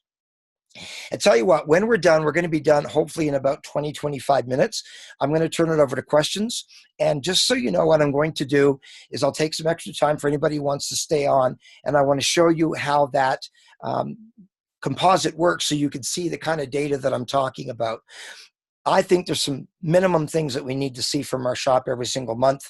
And to be able to see gross profit on everything we sell is absolutely part of that. The next thing I wanted to focus on, which is not an easy fix by just putting in a spreadsheet and starting to use it and having the answers to questions people might have about why your parts prices is higher, which most people wouldn't notice anyway, is how do you increase gross profit on labor? Because labor is the number one thing that you sell. And you're going to see the benchmarks a little later on. Labor should be more money than anything else that you sell. Every day you sell labor, and you sell more of it than anything else that you sell. Labor sells parts. Parts don't sell labor. How often do you sell parts over the counter without labor? Hardly ever. I know some people who sell a little bit like that. A part that was hard to find for somebody and you sold it to them, and or whatever, maybe 10% on top or whatever cost plus 10. But hardly ever do we sell parts without labor. But if not every single day, at least weekly, you are selling labor without parts. Diagnosis, where a person comes in, they want something diagnosed, you diagnose it, and they decide they want to fix it themselves, or their brother-in-law can fix it, or that's too much to fix it, I'm going to just live with that noise, or whatever reason they decide they're not going to do it today. We sold them labor without any parts that day. A person comes in, they need a brake inspection, so they think, because their brakes are making a noise. We do a brake inspection, their brakes are fine, it's not related to that at all, and so we don't sell them brakes. Maybe we do a clean and adjust on the rears, which is still labor, but we didn't sell them any parts. One other example, a customer comes in, they're saying, hey, I'm looking at buying this vehicle, can you inspect it for me? We do a bumper-to-bumper inspection, we inspect the vehicle, and they decide they're not going to buy that vehicle because of the results of the inspection. There's just too much wrong with the vehicle. They pay us for the inspection, but they didn't do any repairs. So we sold them labor without parts. The benchmark, you'll see it later on, you have to write it down, but the benchmark for gross profit on labor is 70 to 75%. The gross profit on parts is overall 50. There's no way you can get 75% gross profit on parts. If that was the case, you certainly wouldn't sell many. That would be like trying to get 75% gross profit on tires. People aren't going to buy them. So you need to price, somewhat based on what the economy wants and what the local area is. Sometimes, though, we compare ourselves to people who are super cheap, and we should never do that. So the gross profit on labor, 75%, is a whole lot more profitable than parts at 50. And so because we sell labor without parts a lot, we hardly ever sell parts without labor, and labor is a higher gross profit, then we should see more money from labor than parts. And I tell you without any exaggeration, and it bothers me the most anytime I see a set of financial statements for a shop, is when their part sales exceed their labor sales. If you see more money from parts, and I don't mean in a day, that's micromanagement. You might sell an engine in a day, and of course the parts or transmission in a day. Of course the part sales that day are going to be higher. But at the end of the month, at the end of the quarter, at the end of the year, your labor sales should be much higher than your parts overall. And if they're not, you have a big problem and it has to be fixed. The question isn't how much are we selling in parts. The question is how much of the labor are we selling? And the simple analogy I give, which makes people, and I've had people say years later, they say, when you told me that, that opened my eyes. In the morning, you buy 8 spark plugs. They're dropped off at your shop in the morning at 8 o'clock. The part vendor comes in, puts 8 spark plugs in the counter. You count them. Yep, 1, 2, 3, 4, 5, 6, 7, 8. You sign for them. And that day, 4 of those were installed in a customer's vehicle, but the other 4, you didn't sell them. And at the end of the day, the ones that you saw there in the morning, the other 4 are gone. They're just gone. You bought 8, you installed 4, the other 4 are gone. You go, oh, well, I don't know where they went. The next day, 8 o'clock in the morning, a vendor drops off 8 tires, 1, 2, 3, 4, 5, 6, 7, 8. And that day, 4 of those were installed in a customer's vehicle. But the other 4 that you bought that morning that you saw, they were there, are gone. How long would it take the average owner to freak out to find out where these plugs or tires are going? Day 1 or day 2? Well, it would be day 1. Where did they go? And yet it happens with labor in many shops almost every single day where they buy or have at least 8 hours of inventory available to them. Now, I've had some people say, well, I pay flat rate, so it doesn't matter. Yes, it does. If you're only paying for 4 because they're flat rate and you're only selling 4, you are still hugely short. Yeah, you didn't have to pay for the 4 you didn't sell, but it's a silly way to run a business. We want to maximize our labor sales. It amazes me to see some shops, and by the way, Kevin, Scott, the guy that I've been talking about a lot. I had a meeting with him last week. I don't exaggerate the stuff. Scott does an average of $50,000 a month per technician.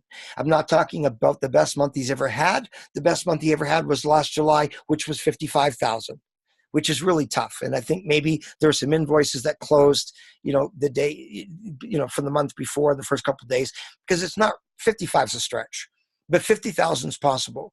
And to see some people who do that with 2 technicians or 3, I have a And make customer sure who's, you, what? you left out the fact that's per technician. You left that out. Oh, That's the sorry, I average should have said per that. tech. Okay, sorry about that. Just quickly, I had a fellow who took one of our webinars. The next day, he sent me an email and he said, Kelly, I've been in business almost 30 years. He said, last year, I think we did 1.1 million. He wasn't even really sure about that. And he said, I really don't think I made any money. So I did the spreadsheet that I'm going to show you here, showing that he should be doing $3.1 million a year. And Kevin, you were on the call that night. I was backing the math out. He could have done the same sales with 2 technicians that he was doing with 5. The point is, maximize the labor inventory that you have. You should be doing at least $30,000 a month per technician per month. By the way, that shop with Scott's, I believe his labor rate is $118 an hour. I'm pretty sure that's where he's at. Anyway, 3 things that you need to focus on when it comes to labor inventory. There's productivity, there's efficiency, and there's proficiency. In a nutshell, productivity is how much time of the day a technician spends working on stuff that makes money. It's very clear when I say this. The maximum this could be is 100%. Your productivity cannot exceed 100%. Why? Because by definition, productivity is how much time did you spend of the time you were there working on cars. So Kevin, if you work for me today, and I say, Kevin, you were here for 8 hours except for your lunch, how much of that time do you think you spent actually working on cars? 9 hours, 9.5 hours, 10. That sounds good, Kevin, and you're all motivated and everything, but that's impossible. I love when people say, I give you 125%, I give you 150%. That's impossible when you're talking about productivity. Because if you were there for 8 hours, you could not have spent more than 8 hours working on stuff that made money. It's impossible. You couldn't have spent more time than anything, not just stuff making money, because you were only there for 8 hours. If you bill out 9 hours in an 8-hour day, that's efficiency, and that can exceed 100%, and it should. But the highest productivity could possibly be is 100%. Can you expect it? No. Kevin, if you work for me, the only way I can get 100% gross profit, I know you don't smoke, but if you did smoke, I'd have to get you, a patch, and I'd have to install a catheter so you didn't have to do any of that stuff. I'd take away your cell phone so you can't do any texting. We're not expecting people to spend 100% of every single day working on stuff that makes money. That's impossible. Our benchmark is 90. Efficiency, how fast the technician is 125%. Here you can beat the time where the book called for 2 hours, but it took us less. Why did it take us less? Because we've done it so many times. We've got equipment that helps us. The technician went off to training to learn how to do it faster. We use resources like ALLDATA, Mitchell On Demand. We used technician hotlines, we used IATN, we used Identifix, we used those resources that cost time and money to be able to get the job done faster. So yes, we can definitely be over 100% efficient, and proficiency is actually the combination of the two. So for those of you taking notes, productivity benchmark is 90%, efficiency benchmark is 125, and proficiency is 112. And in a nutshell, it's actually really simple. If you are 90% productive and the technician is there for 8 hours, if they're there for 8 hours in a day, and they spend 90% of that time in the day, that's 7.2 hours productive. If they are 125% efficient, the ability to beat the time, that sells 9 hours in a day. If we sell 9 hours in a day, divided by 8 available, that is 112.5%. This has everything to do with how profitable the shop is going to be. If we're not selling the hours, if we're not selling 9 hours a day, our goal, just so you know, is 9 to 10 hours every day out of every 8 that's available. Is it possible? Absolutely. Are a lot of people doing it outside the dealership environment? I'd say no. But when you figure out how to make this work, the difference is absolutely huge.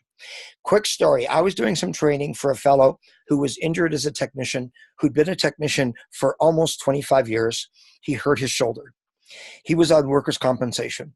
He contacted me and said, workers' compensation is willing to pay me to get trained to become a manager. Can you do that? I said, absolutely, I can do that. Workers' compensation paid me to train him to become, a manager. I brought him out one of the 5 days of training to a shop that wasn't doing very well, but I knew the shop a little bit and I wanted to get him some experience. That shop was selling less than 4 hours per technician per day. I was embarrassed for them. After that, I brought him to Scott's shop, the fellow I just mentioned. After that, I brought him to 4 other shops. And I don't exaggerate this stuff. I'm not saying I went to 100 shops. I went to 5 shops with him that day. All people who were in the management group that I ran years ago, and all of them that are still in management groups. Their shops were doing phenomenal. And here's the thing that was absolutely common.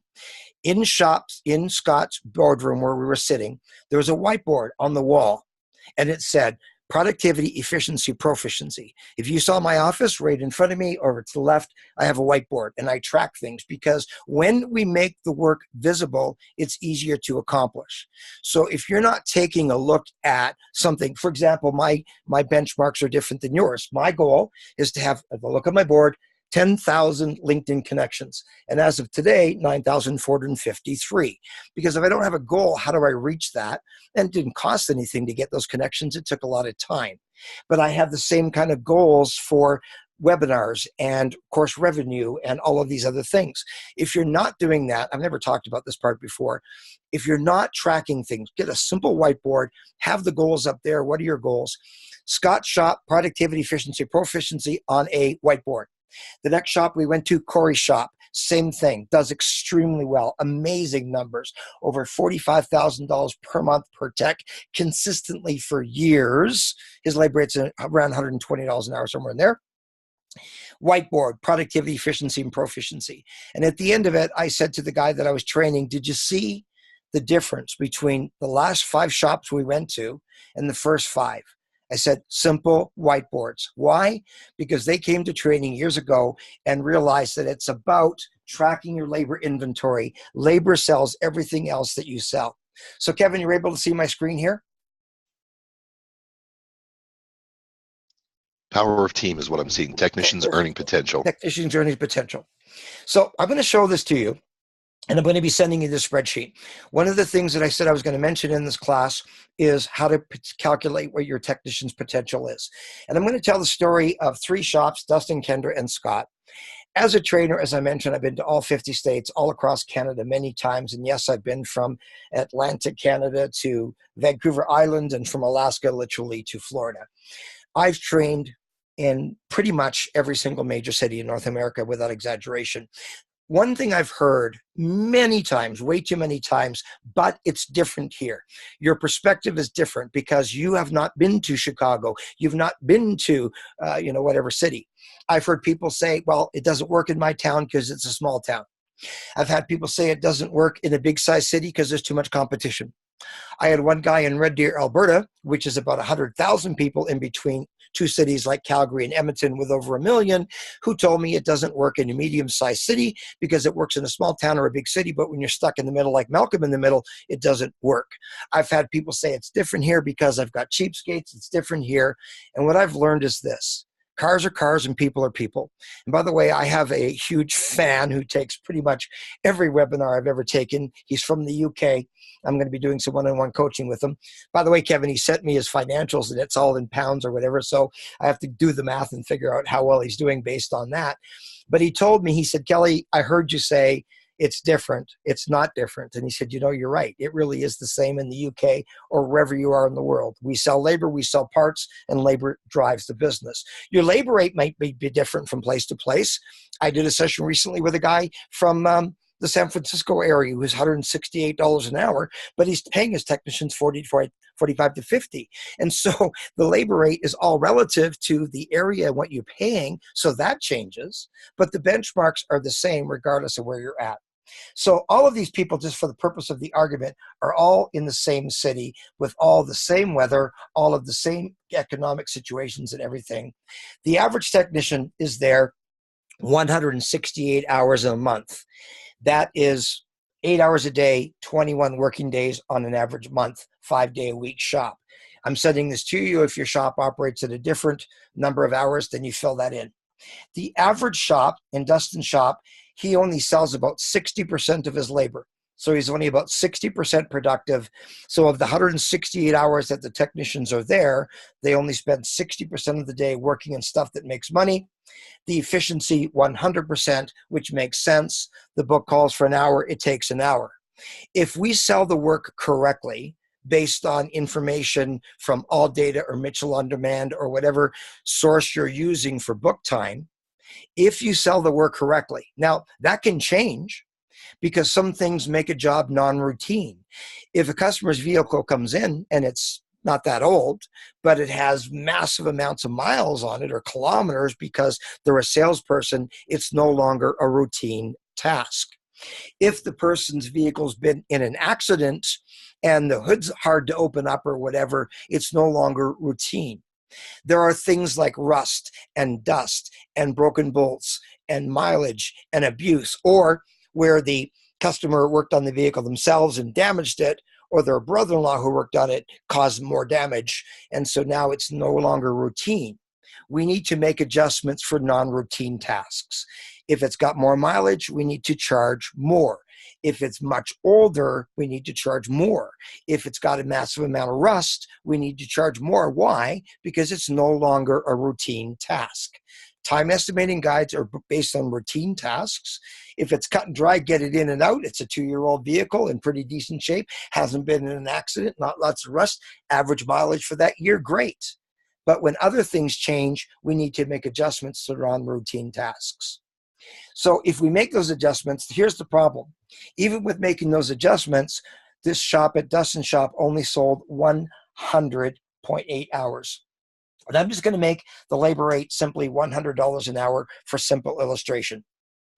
So Dustin Shop would do about $10,080 a month in labor, $95.76 in parts and all the things to go along with that.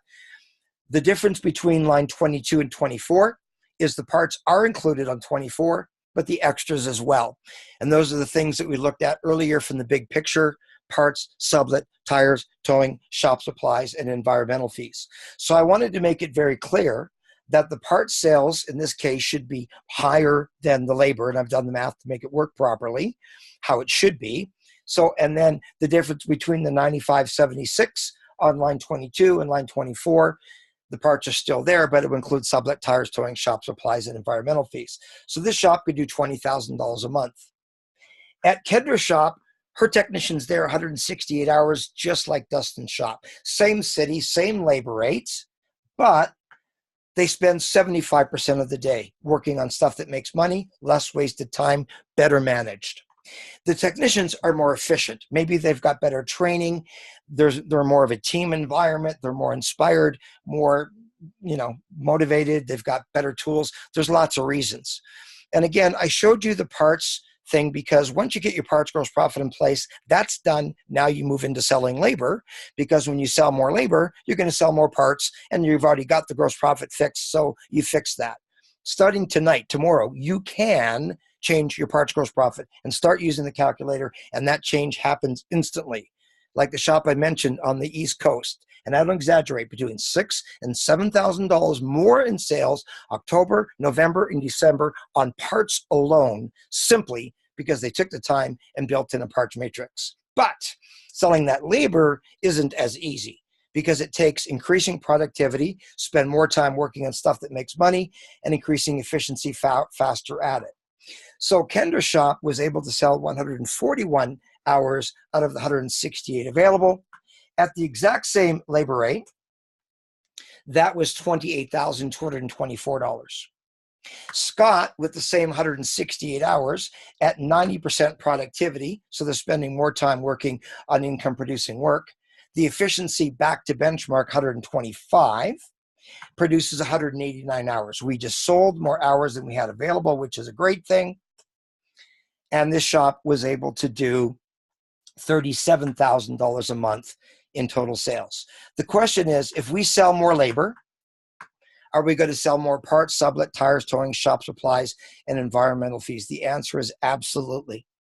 I had a fellow who took training 20 years ago from me in November, just this past year, 2017. So in 1997, he attended a session I did in Toronto. And he said to me in November of this year, I was doing some training at his shop in reality. He's got a training center there. And he said, Kelly, when you taught me how to sell labor, everything else took care of itself. It's not all that simple. I'm not saying tomorrow's going to fix everything. But what I am saying is if you put your parts gross profit matrix in place, if it's not already there, that is, and start slowly to focus on productivity and efficiency, how do we get these things up? This does not happen overnight. This is a project. There are things that are tasks and there are things that are projects. When you sit down to increase your labor rate, you change it. How long does it take to change a labor rate? You go from $100 to $110 an hour and it's done. It's not complicated. You go to your computer and change it. Fear stops people from doing that change. But it's a project to go from selling 4 hours a day to 5 hours a day to 6 or wherever you happen to be. The point is that as you sell more of the labor, the more you're going to sell of everything else. Now, I'm just going to have a huge issue here with my voice, Kevin. Could you do this for me? 2 things that you pointed out about this calculator. One is the effective labor rate, and the other is what happens to the wages as this goes through. So I'm going to mute myself, and as you talk, I'll change the numbers if you need me to. But if you could talk about, it could be an effective labor rate problem, and also could you talk about how much the wages change if they're hourly? Okay, great. So basically what the benefit of this demonstration is when you're trying to attract somebody, one of the things that's going to affect your decision and how you're going to handle this is going to be your effective billing rate. So when you do a tire change and you're charging, let's say $39 for a set of 4 tires or $59.95 for a winter changeover, or you're doing oil changes at $16.95, your effective billing rate is going to be modified for that. So the thing that you're going to have to calculate is going to be the difference between your actual labor rate per hour and your effective billing rate. So when the phone rings and somebody's asking you what your labor rate is, and let's say that you start doing jobs, as Kelly's adjusting here, you charge $100 per hour. That's what the sign says on the door because the state, the province requires you to display that. So you tell everybody, hey, I charge $100 an hour. But the reality is that those package priced things that you're going to do or that you're offering are going to adjust and decrease in some cases, most cases before training, they're going to decrease your effective billing rate, which would be if you take the whole month and you calculate your total gross labor dollars and divide them by your hourly rate, that's how you're going to determine your effective billing rate, right? What did I actually get as a result of my final dollars per hour? So in the example that Kelly just put here, we were charging $100 an hour. That's how we started this. We had the 168 hours at $67 an hour, which is my effective billing rate because I have packages. I do oil changes. I do windshield wiper installations for free and include them in the parts sale. It affects my effective billing rate. Let's look at how that changed the numbers though. So we went to 13,000 on total sales. Kelly, you're showing a customer's data. So to make sure that when you typed in the Cortina. So anyways, the effective labor rate is going to make an adjustment that's going to decrease your total dollars and your potential dollars. But what a drastic change that it makes, right? So Kelly, let's put that back just so we have a comparison so everybody understood. You did it so quickly that let's say, so here 13,507 total performance. If we put that back to $100 an hour is what we believe we're charging, it's 20,160. So there's $6,000, almost $7,000 worth of difference between, hey, my posted labor rate is $100 an hour. My effective labor rate is only $67 an hour. And what's calculating that effective billing rate, just so that we're clear, I'm charging every hour that I'm doing, but then I do these packages or I do these little kits and these little things that I do and these procedures. So my effective billing rate at the end of the month is going to be decreased. So the important part is not what you're charging per hour. If somebody's asking you, let's look, good Kelly. So it's 18,910 at $67, which is our effective billing rate. Productivity, efficiency, the hours, and everything the same. Let's put it back there at 100. It's 28,224. 25 goes to 37. Which one of us want to go to what our real labor rate is compared to our effective billing rate? And if you're not calculating your effective billing rate, you really need to start. Because if you're not able to put your thumb on where's the labor leak, what's happening in my business, what's making it so that I raise my labor rate, I go up, so that door rate or that labor, the published advertised rate is going to go from 100 to 110 or 100 to 125. My effective billing rate still is going to be diminished based on the performance of what I'm delivering to the customer. My total sold hours, or the total hours that it took, is going to give me my effective billing rate. That's a really important number, because all those other key performance indicators of how you're going to get there is really going to make it so that you have to be watching all of these numbers. So the Manage Better 2018 is really, our focus is to help you understand when you say you're charging $100 an hour, or if you are trying to bring in new talent, and you have dealership people that you sit down with them and you tell them that you're going to pay them $25 or $35 an hour, and they're like, well, geez, I could never work for you. There's just no way. Well, what do you mean? Look, I'm going to pay you all this money. They can actually see that, well, geez, but I'm only going to be this effective because I have to order my own parts, or I have to wait for stuff. I have to go through this at the dealership. I go through, I do the same procedure over and over again. They're very productive. Their effective billing rate is going to be a lot higher than what it would be as an hourly tech. So the power of team, and we'll use that in another example after, on how you can use that when you're trying to attract technicians to come to work for you, and you want to run, hey, this is what I can offer you. And the difference between you're at the dealership, they're looking at that 125% efficiency at Scott's shop, for example, where they're doing $100 an hour labor rate, and they're more productive, they're more efficient. And that technician, you have to compete in that market where you're having to show him, because we have a management program, because we pre-order parts, we pre-book appointments, we're managing all these other things. The part sales come along for the ride, but when you're trying to attract talent and labor to come to work for you, you have to realize that the reason they're not going to leave that dealership environment, or maybe that shop that's really organized, and come to work for you, is just that fact. They get it. They look at it and they're like, yeah, but 60% of the time that I'm working with you, I'm not going to be productive. I'm not going to be making money. So it's going to show in the bottom line his effective billing time to be able to do that.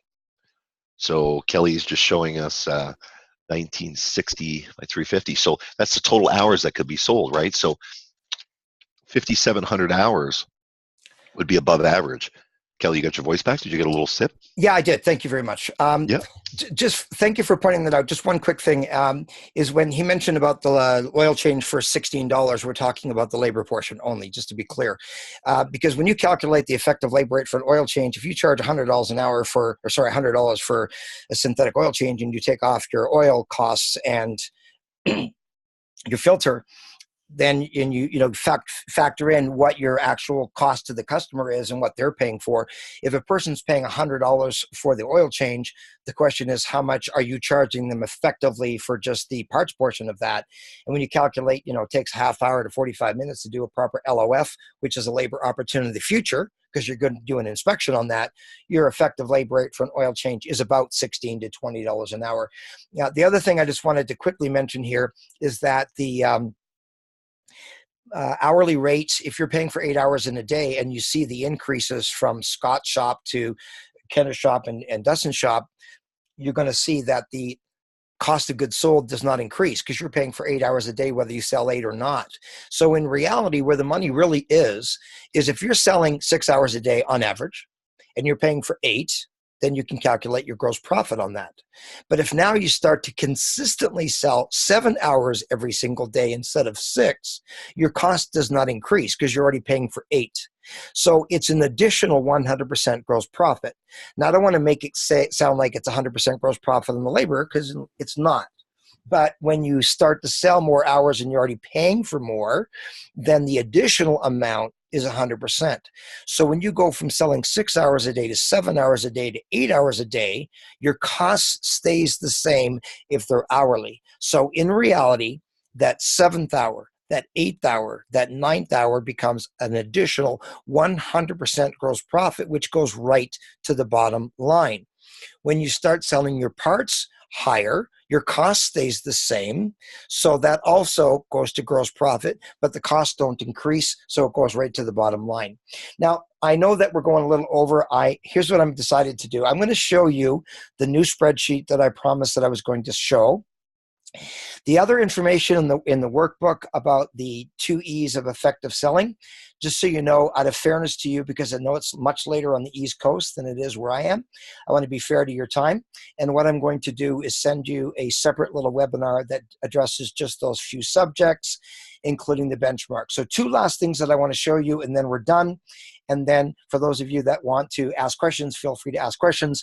And anybody who wants to stay online so they can see how the composite works and the data that I believe that you should see month after month after month. The unfortunate thing in small business is we typically don't have the tools that are available to big business. And I want to show you some things that you can create for yourself, so you're seeing a lot of things that typically are not seen by small business. So right now you're seeing one technician, then number of technicians beside, correct? Correct. Okay, so this is a little bit more complex, but I feel confident in showing it because we've already shown the big picture at the beginning, sales, cost of goods sold, and we took a look at how to calculate what your sales per technician could be, and you can use that spreadsheet that I'm sending you that we just showed you, the power of team. You could do it for a day, a month, a week, a year, a quarter, one tech, all your technicians combined. If you're looking at adding another technician, you could do it just at one to see what the extra potential could be with just one extra technician. So there's a lot of flexibility in what you can do with that. And I appreciate you talking about the effective labor rate, because oftentimes that is the problem. The dollars aren't there because the effective labor rate's not there, which I personally think is the most important calculation of them all. But we don't have all the time that it takes. I teach a 5-day management class, so we're doing a fraction of what we could do there. It was kind of interesting, Kevin, just for the record. Kevin was talking to somebody about going to a class that I was teaching, and he thought, oh, I've already taken his webinar. I'm sorry for laughing, but I wouldn't laugh at him saying that. But I find it interesting where somebody in Canada, at least, will become a licensed technician, go through the apprenticeship program, which is an average of 8,000 hours to become a licensed technician, and spend almost no time taking management training. I know some shop owners that have taken one class ever in their whole life. They know how to fix cars. That's not a problem. When I went to work in the U.S., by the way, I always had to get a TN visa. And one time I was going through, and the guy because it was a yearly thing, I had to do it once a year, and I did it many years in a row, right?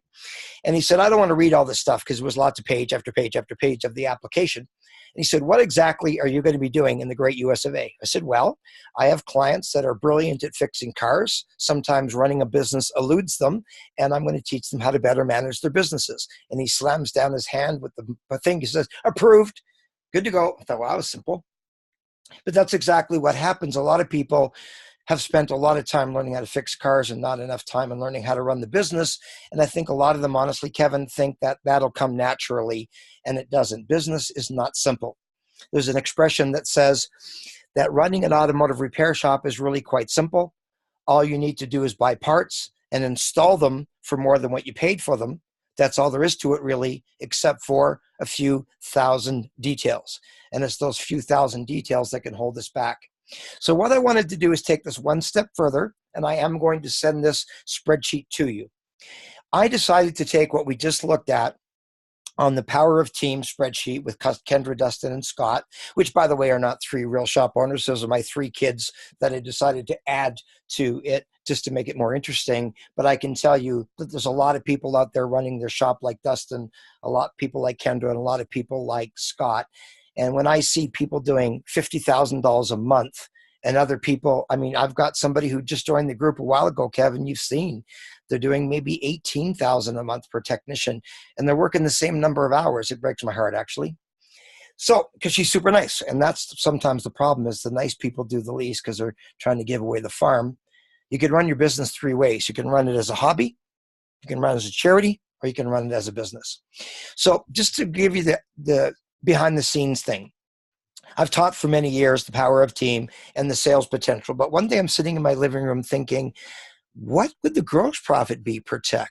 What should the sales be per tech of parts? What should the cost of goods sold be per tech? How much could we have for marketing per tech?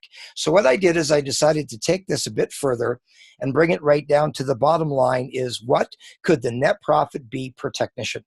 So because most shops have 3 technicians, I took It's an average, again, of 40 hours a week, 52 weeks in a year, but it's not fair to do that at 2,000 hours a year because that would take off no time for vacations, holidays, and sick days.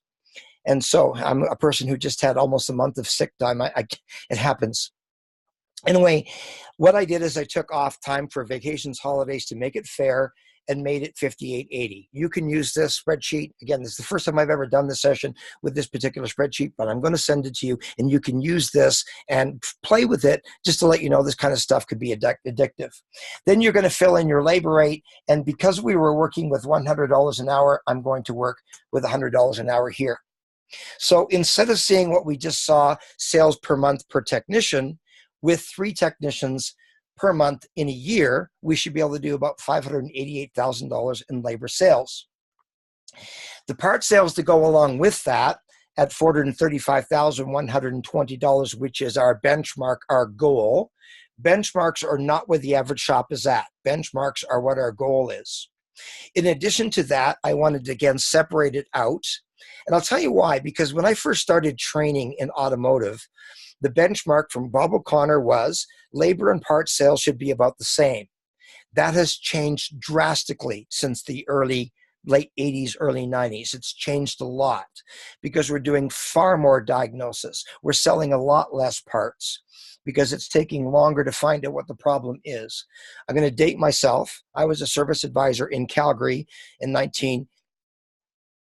it's hard to say this, 78, 79, and 80. Okay, we were working on Gremlins and Pacers and Pintos and all that kind of stuff.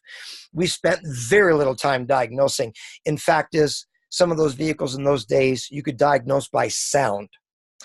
Now it's a lot more complicated because the vehicle is far more complex than it's ever been before, and autonomous cars are coming, and that'll be our next battle.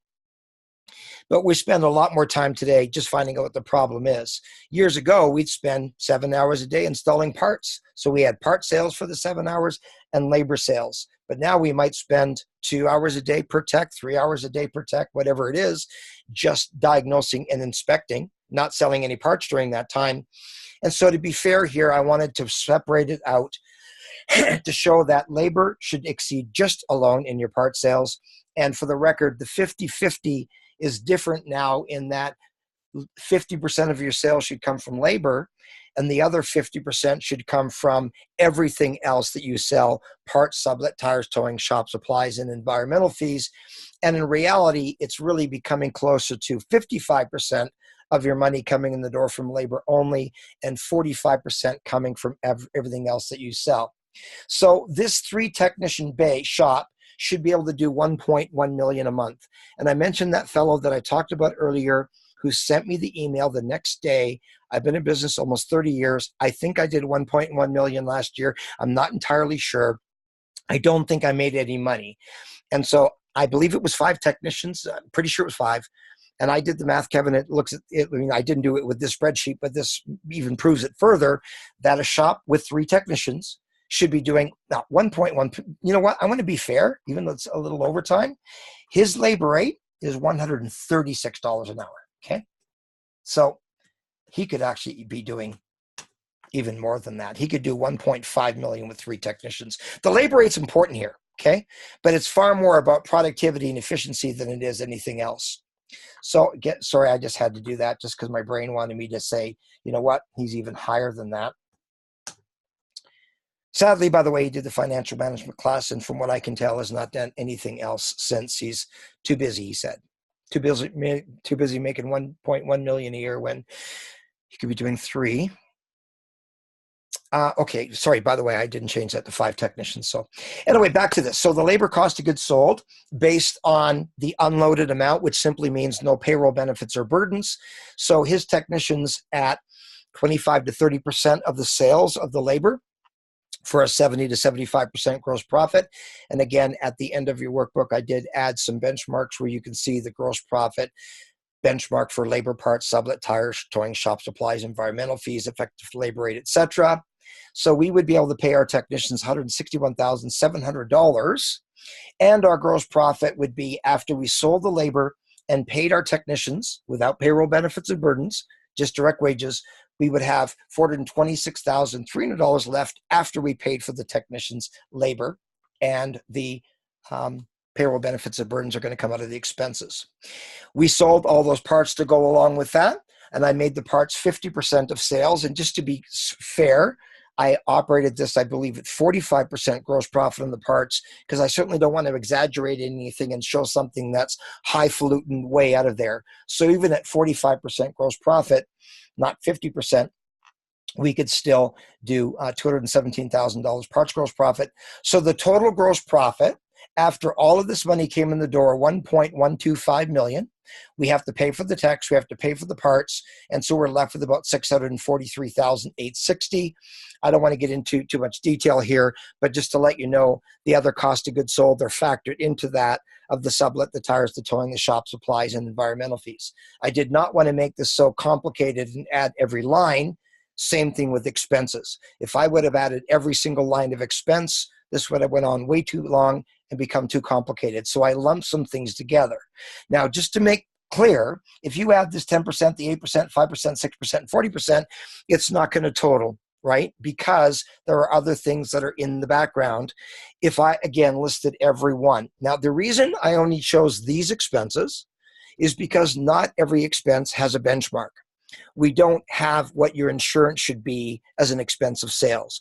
We don't have what your Visa, MasterCard should be as a percentage of sales. You can calculate that out if you want to see if you should get some better money on your credit card processing. But I wanted to go with the major ones. So line 25, your sales should allow you to keep for yourself as a management salary 10% of your sales. So that would mean if this was your shop, operating at $100 an hour at 3 technicians, you should be able to pay yourself a management salary of $112,543. Now, maybe you're the owner and the manager.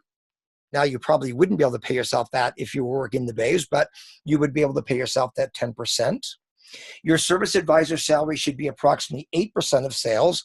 So that would mean you could pay your advisor $90,000. Now, you're probably not going to pay your service advisor $90,000. That's not the point. The point is when the money is there, you have a lot more flexibility.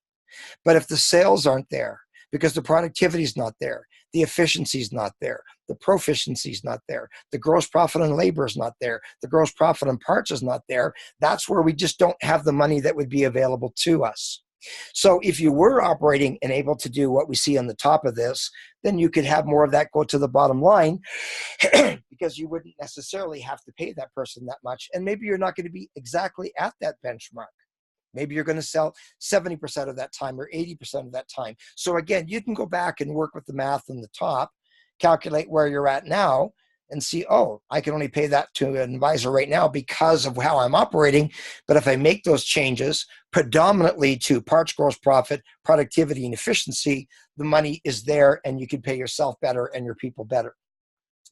The rent, just so you know, is one of our benchmarks, is 5% of sales. We believe that 5% of your sales maximum should go to pay for your rent. So I wanted to figure out per tech how much we could afford in rent.